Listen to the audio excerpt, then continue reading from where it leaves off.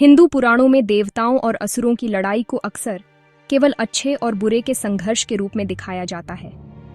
लेकिन क्या सचमुच कहानी इतनी सरल है? आज हम लेकर आए हैं हिंदू माइथोलॉजी के कुछ ऐसे पहलू जिन्हें अक्सर नजरअंदाज कर दिया जाता है। असुरों की अनकही कहानियां। बहुत से लोग मानते हैं कि असुर मतलब केवल राक्षस, लेकिन पुराण बताते हैं कि असुर वास्तव में प्रजापति कश्यप और दीति की संतानें थे, यानी देवताओं के ही सौतेले भाई।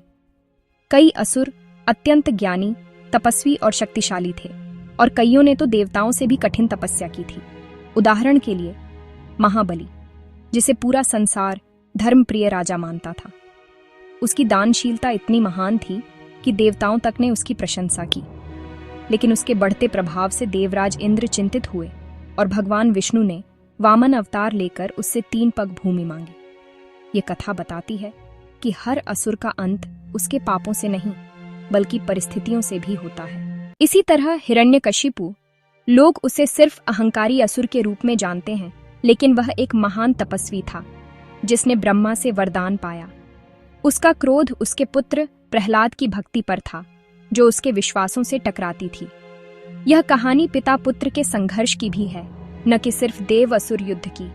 और रावण, लंका का राजा, विद्वान, शिवभक्त और 9 ग्रहों का झाता।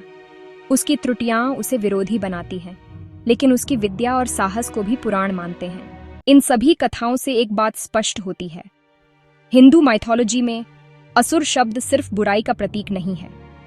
यह दृष्टिकोण, शक्ति, संघर्ष और अहंकार की कहानियों से भरा एक गहरा पक्ष है, जिसे समझना उतना ही जरूरी है जितना देवताओं की कथाओं को।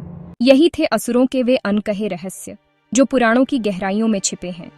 अगर ऐसे ही और रहस्यमयी पहलू जानना चाहते हैं, तो वीडियो को लाइक और सब्सक्राइब जरूर करें।